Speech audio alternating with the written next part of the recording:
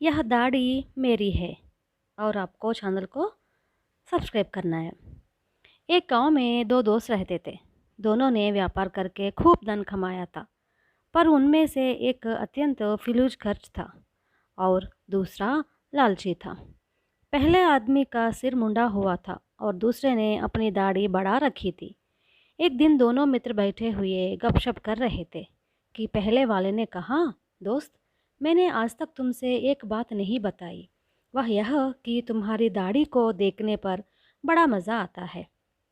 आज तक मैंने अनेक दाढ़ियाँ देखी, पर तुम्हारी जैसी दाढ़ी कभी नहीं देखी। यकीन करो, ऐसी दाढ़ी देश भर में कहीं नहीं है। सुनकर दूसरा वाला फूला न समाया, बोला, हाँ दोस्त, सब लोग यही कहते हैं। इतना ही नहीं, कई लोगों ने तो मेरी दाढ़ी पर नज़र गड़ा रखी है। मौका मिलते ही वे मेरी दाढ़ी खरीदने की ताक में है। यह कहकर वह अपनी पांचों उंगलियां दाढ़ी में डालकर उसे उत्साहपूर्वक सहलाने लगा। यह सुनकर पहला मित्र बोला, कोई और क्यों खरीद ले, मैं ही खरीद लेता हूँ, इसकी कीमत बतला दो। लालची मित्र ने मन में अचानक कई बातें खोद गई। उसने झटपट कह दिया, तब तो 1000 अशरफियाँ दे दो। इसमें क्या है, ले लो, मैंने तो सोचा था कि तुम और भी बड़ी रकम मांगोगे।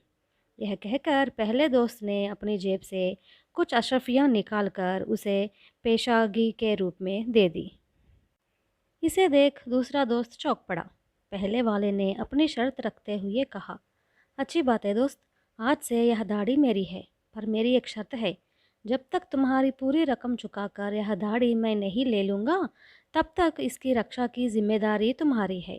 मेरी इस दाढ़ी में तुम्हें मेरी इच्छानुसार तेल लगाना होगा। मेरे कहे मुताबिक इसकी काट छांट करनी होगी। इसमें कौन सी बड़ी बात है, ऐसा सोचकर दूसरे ने पहले की सब बातें मान ली। पहले वाले ने फिर एक बार चेतावनी दी, एक बात और, आज से कोई इस दाढ़ी को देखकर इसकी तारीफ करे तो कह देना, महाशय, यह दाढ़ी मेरी नहीं है, अमुक आदमी की है। उसने इसका दाम देकर इसे खरीद लिया है। मैं उसी के वास्ते इसे सजाता संवारता हूँ, समझे। दूसरे ने यह बात भी मान ली। अगले दिन से पहला आदमी वक्त बेवक्त दूसरे के यहाँ आने जाने लगा। पहला उससे पूछा, दोस्त क्या बात है, कैसे आने हुआ? तो वह यही जवाब देता, कोई ख़ास बात नहीं है, मैं सिर्फ अपनी दाढ़ी देखने आया था। कभी किसी दिन वह पहला दोस्त गुस्से में भरकर दूसरे के यहाँ पहुँच जाता और डांट कर कहता, दोस्त यह क्या, तुम तो मेरी दाढ़ी को बर्बाद कर रहे हो। पहले मेरी दाढ़ी चमक रही थी, अब तुम इसे सस्ते किस्म का नारियल का तेल लगाकर इसे खराब कर रहे हो, संवारते भी 8-60 से। हर रोज़ इस तरह की बातें सुनकर दूसरा वाला तंग आ गया। आखिर उन दोनों मित्रों के बीच मनमुटाव पैदा हो गया। थककर दूसरा दोस्त गिड़गिड़ाकर बोला, दोस्त, तुम्हारा बड़ा पुण्य होगा, मेरा दिमाग घास चरने गया था। धन के लालच में पड़कर मैंने आगे पीछे सोचे बिना तुम्हारी शर्त मान ली। तुम मेरी दाढ़ी मुझे वापस कर दो, अपना धन ले लो। पर पहला दूसरे की बात मानने को तैयार नहीं हुआ। तब दूसरा एक कदम और आगे बढ़ा और बोला, तब तो जो रकम तुमने पेशागी दी है उससे दुगनी ले लो। इस पर भी पहला चुप साधे रहा। दूसरे ने सोचा कि किसी तरह इसे फिंड छुड़ाना चाहिए।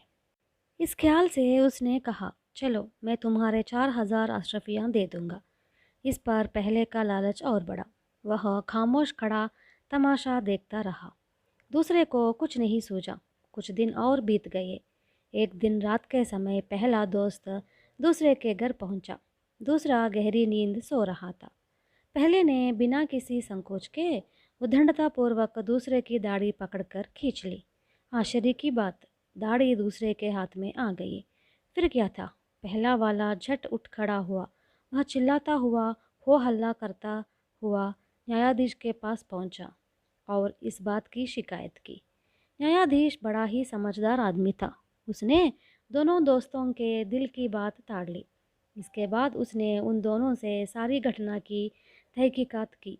आखिर में यह साबित हो गया कि पहला वाला दोस्त इस विश्वास के बल पर अपने दोस्त को सताने लगा कि क्योंकि यह दाढ़ी मैंने खरीद ली है, इसलिए इस पर पूरा हक मेरा है। और दूसरों ने उसकी यातनाओं से तंग आकर वह दाढ़ी मुड़ा डाली और नकली दाढ़ी लगा ली। न्यायाधीश ने अपना फैसला सुनाया। पहला दोस्त जानबूझकर आधी रात दूसरे के घर पहुंचा और उसने ज़बरदस्ती उसकी दाढ़ी को खींचा। अब अपनी दाढ़ी को वह ले जाए और दाढ़ी का जो मूल्य बाकी है वह तुरंत चुका दे।